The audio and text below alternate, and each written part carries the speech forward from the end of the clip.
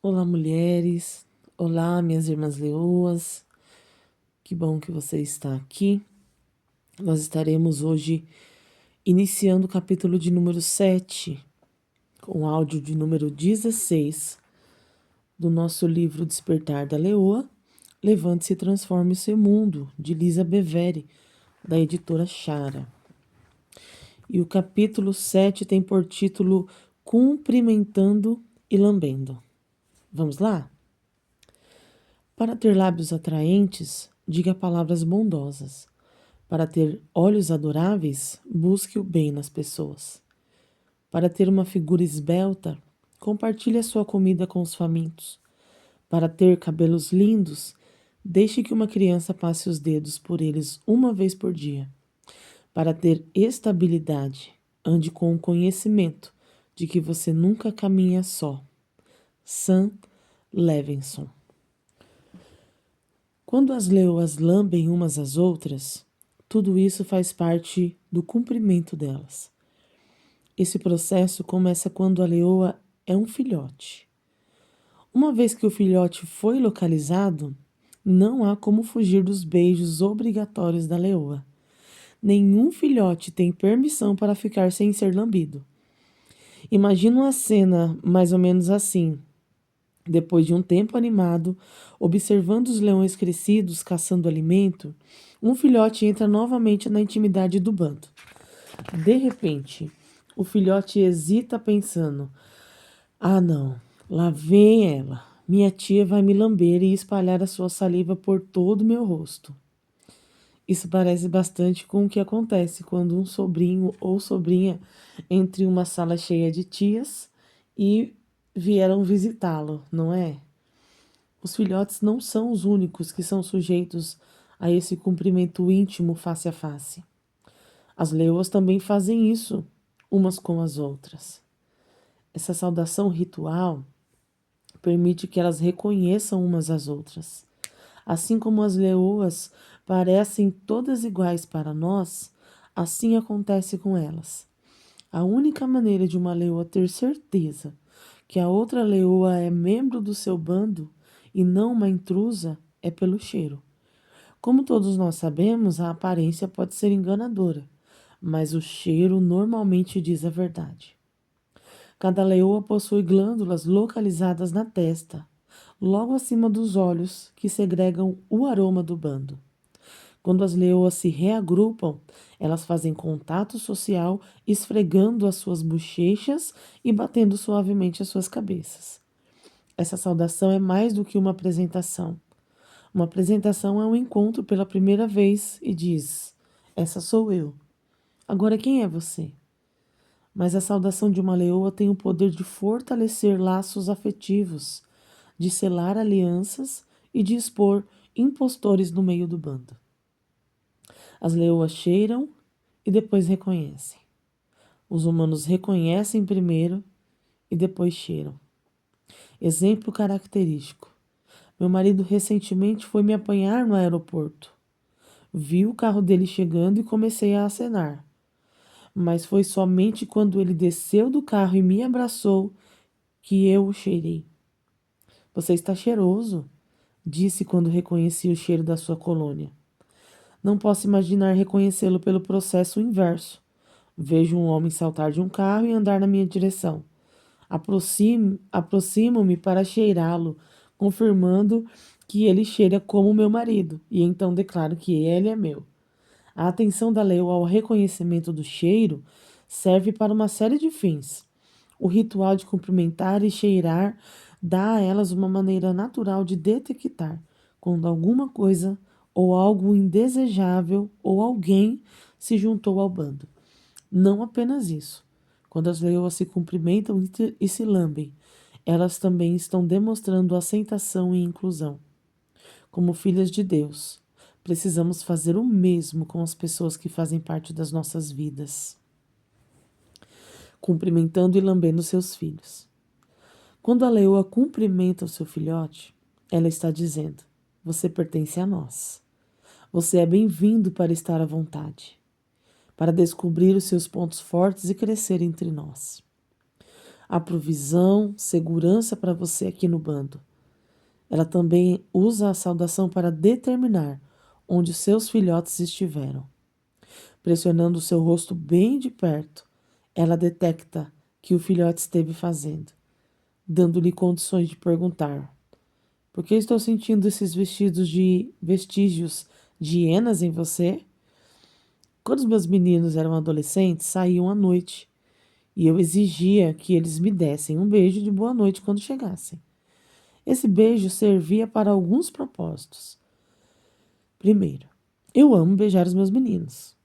Segundo, eu não tinha de ficar em pé para confirmar a que horas eles haviam chegado. E terceiro, isso permitia que eu os cheirasse. Nossa interação acontecia assim.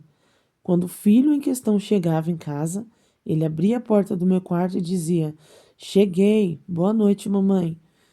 Por saber que eu estava dormindo, ele queria fechar a porta depressa, mas eu dizia: você se divertiu? Venha me dar um beijo. Se ele hesitasse, então eu desconfiava. Se ele se aproximasse e eu sentisse um cheiro forte de hortelã, sabia que ele havia feito alguma coisa menos que desejável.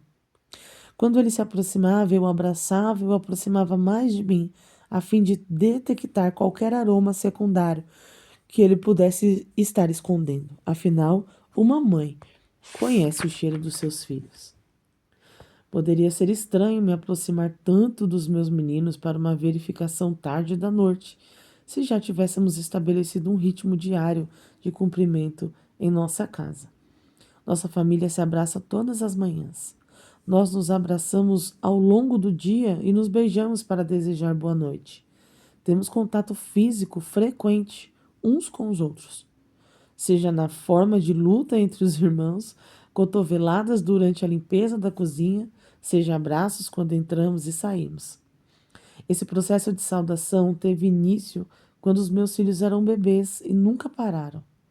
Aposto que em sua casa acontece o mesmo.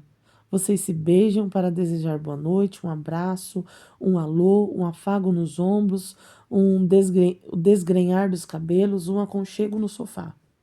Mais tarde, quando meu filho mais velho já havia saído de casa e estava casado, ouvi histórias sobre as escapadas que eu perdera. E eu perguntava a ele: quando você fez isso? Como eu não percebi? Ele sorria timidamente e respondia: isso aconteceu em uma noite quando você estava fora da cidade. Ou isso aconteceu quando passei a noite na casa de um amigo. Se eu estivesse em casa, teria cheirado e sabido que ele havia se metido. As saudações permitem que as mães investiguem se os seus filhos tiveram algum contato indesejável. Isso nos ajuda a estar na posição de reagir com amor, treinamento e disciplina. Se vocês não se cumprimentam regularmente uns aos outros em sua casa, encoraje-os a começar essa prática. Seus filhos podem resistir em princípio, mas não desista. Seu abraço não apenas dirá ao seu filho que você o ama, como também permitirá que você detecte um cheiro nele que não vem da sua casa. Mães, se um filho que costumava abraçar você se torna resistente aos seus abraços, descubra por quê. Não permita que o seu filho se sinta confortável esquivando-se de você. Quando seus filhos amadurecem e se tornam adultos, continue a cumprimentá-los com abraços e beijos. Seu afeto físico serve como um lembrete de que eles sempre pertencerão à sua família.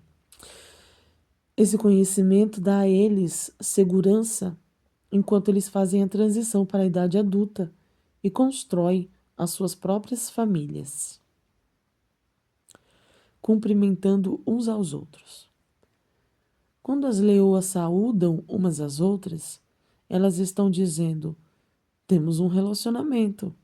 Eu detecto em você o cheiro familiar das minhas irmãs.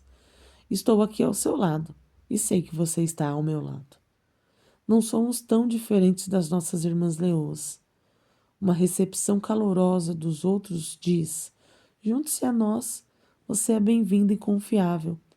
Uma recepção formal e defensiva comunica: Ainda estamos observando você. Qualquer designação será reservada até que a conheçamos melhor. Nesse tipo de intercâmbio, tanto o que cumprimenta quanto o que é cumprimentado estão pouco à vontade. Se não houver cumprimento algum, então visite. Então, visitante, fique alerta. Ouça as palavras do apóstolo Paulo aos Coríntios, quando ele os instruiu quanto à maneira como devem saudar uns aos outros. 2 Coríntios, capítulo 13, versículo 12 e 14. Cumprimentem uns aos outros com um abraço santo. A maravilhosa graça do Senhor Jesus Cristo, o grande amor de Deus e a amizade profunda do Espírito Santo seja com todos vocês. Quando você cumprimentar uma irmã, abrace-a como tal. Se você entrar em contato com uma líder, cumprimente-a e abrace-a de uma maneira que transmita a sua apreciação por ela. Quando cumprimentar alguém que está sofrendo, abrace essa pessoa com a sua terna preocupação. Às vezes não é preciso haver palavras. Com o tempo aprendi que um abraço é muito mais poderoso para curar do que um olá. Paulo elaborava as saudações com excelência em suas cartas às igrejas, que estavam sob os seus cuidados. Se isso era importante o bastante para Paulo colocar em suas saudações por escrito, então, sem dúvida, é importante o suficiente para nós colocarmos nossas saudações em prática. Vamos ver a saudação dele à igreja de Corinto.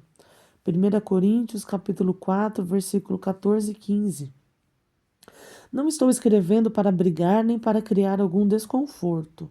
Escrevo como um pai, meus filhos. Amo vocês e quero que sejam adultos, não crianças mimadas. Há muita gente que não vê a hora de apontar o dedo para que vocês têm a hora de apontar o dedo para o que vocês têm feito de errado. Mas não há muitos pais dispostos a investir tempo e esforço para ajudá-los a crescer. Paulo começa dizendo aos Coríntios o que a carta que ele escrevia era e o que ela não era. Ele não estava repreendendo para envergonhá-los, ao contrário, ele definiu qual era o seu relacionamento com eles e quem os coríntios eram para ele. Ele era um pai e eles eram seus filhos. Então Paulo explicou que, embora muitos pudessem esperar que os crentes de Corinto falhassem, como pai, ele estava determinado a ajudá-los a terem êxito. A saudação de Paulo estabeleceu que ele era, para os destinatários da carta, quem eles eram para ele.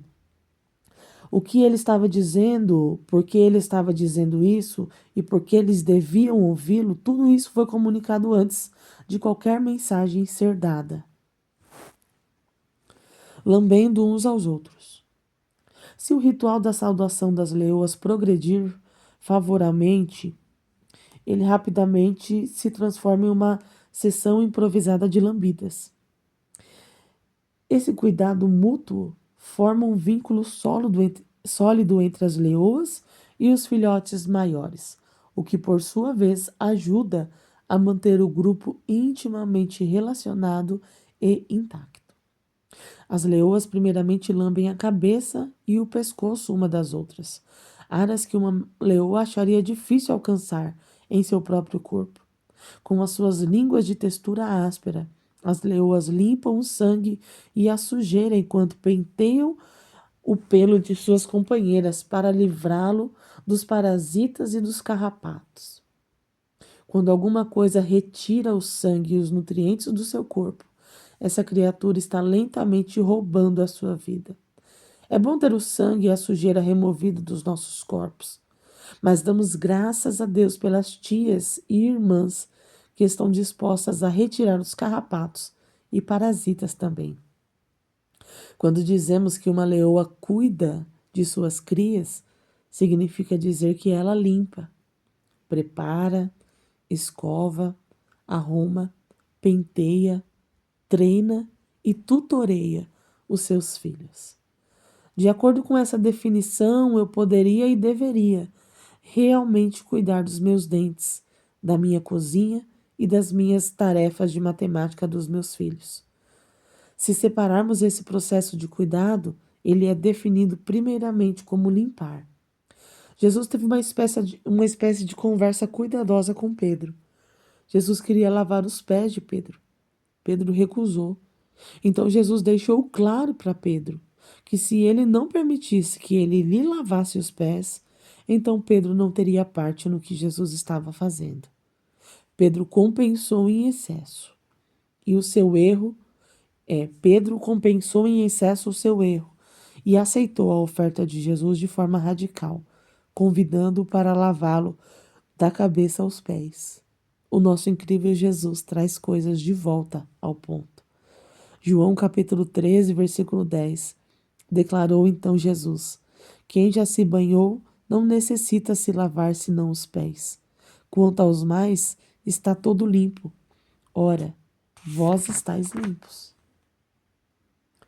Por pertencemos a Jesus, estamos limpos, mas mesmo assim, no curso de um dia, nossos pés podem se sujar, e às vezes, dependendo de onde estivermos, ou do que fizemos ou passamos, nossos pés podem ficar até mal cheirosos. Ao viajarmos pela vida, podemos entrar e passar por alguns lugares imundos. Pelo menos é o que acontece comigo. No fim do dia, precisamos lavar a sujeira da jornada daquele dia. É por isso que Jesus continua dizendo, João capítulo 13, versículo 14 ao 17. Ora, se eu, sendo o Senhor e o Mestre, vos lavei os pés, também vós deveis lavar os pés uns dos outros. Porque eu vos dei o exemplo, para que, como eu vos fiz, façais vós também. Em verdade vos digo, que o servo não é maior do que o seu senhor, nem o enviado maior do que aquele que o enviou. Ora, se sabeis estas coisas, bem-aventurados sois, se as praticardes. Jesus lavou os pés dos seus discípulos e nos encarregou de fazer o mesmo uns com os outros. Não creio que Jesus quis dizer literalmente para o meu marido fazer uma sessão de pedicure em mim todas as noites, embora isso seria ótimo, claro. Mas talvez o lavar dos pés simbolize como podemos refrescar e restaurar uns aos outros, principalmente quando os caminhos que trilhamos nos sujam. Participei de algumas sessões esquisitas de lava-pés, especialmente durante o tempo em que as meias calças eram praticamente uma exigência para o ministério. Mas no tempo de Jesus, lavar os pés fazia parte natural da recepção. As pessoas, quando elas entravam em sua casa, assim como um beijo e um abraço, são comuns agora. Não estou sugerindo que reincorporemos o lava-pés. Vivemos na era dos sapatos fechados, das ruas pavimentadas, e eles percorriam estradas poeirentas usando sandálias. Estou sugerindo que ao entrarmos na casa de um amigo ou em uma casa de adoração, deveremos tirar um instante para remover a poeira do dia e entrarmos nos relacionamentos que vamos encontrar ali. Como a leoa, não precisamos uns dos outros para limpar a sujeira, os carrapatos e os parasitas desta vida. Provérbios 30, versículo 12 ao 15. Não pense que você estará purificado depois de uma semana sem ser lavado. Não seja arrogante. Nunca pensa que é melhor do que todos os outros. Não seja ganancioso, impiedoso nem cruel, como os lobos. Eles perseguem os pobres e se alimentam deles, destruindo o necessitado apenas por diversão. O parasita tem filhas gêmeas, chamadas Me dá e quero mais.